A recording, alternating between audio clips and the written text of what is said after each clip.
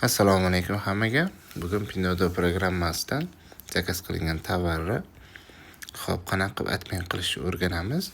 Misol uchun bugun tovar zakaz qildingiz. Sizga 2 kun ichida kerak. Sotuvchi hali yo'lga chiqazmadi. Orada 1 kun o'tdi, sizga yoqmay qoldi. Tovar boshqa yaxshisi chiqib qoldi. Lekin boyagi tovar hali yo'lda, mashinada turibdi. Endi buni qanaqa qaytaramiz desa, o'sha olingan tovarga kiramiz. Mana misol uchun shimlar olingan. Birinchi shim.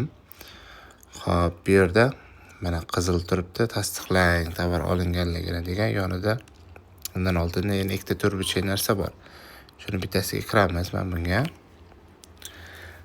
Ikkita bo'lim chiqadi. Bunda bittasini tanlang. Birinchisi aytayapti-ki, menga pulni qaytaring deyapti. Tovar qaytarish shart emas deyapti. Ikkinchisida tovarsiz olgansiz, endi tovar qaytarib pul izlamoqchisiz. Bizga birinchisi kerak bo'ladi, chunki tovar hali yo'lda kelmagan. Uni bosasiz, keyin mana bunaqa qator narsa chiqadi.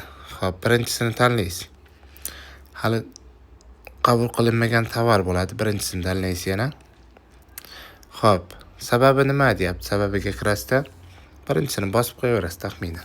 Kerak emas, yoqmayapti deysiz. Endi men bu yerga sababini yozing aniqroq qilib, deyapti, tushunarli bo'lish uchun dedi.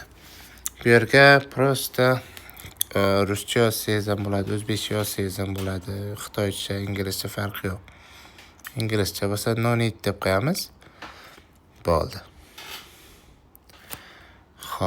No need bo'ldi. Endi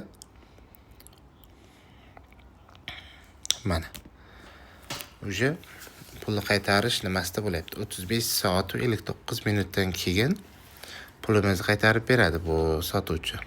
Ba'zida sirazi 2 minut, 1 minut ichida ham hal bo'ladigan narsa. Mana obnovit qilib olamiz. Sotuvchi ko'rib admin qilib beradi bizga, pulimizni qaytarib. Muammo bo'lmaydi.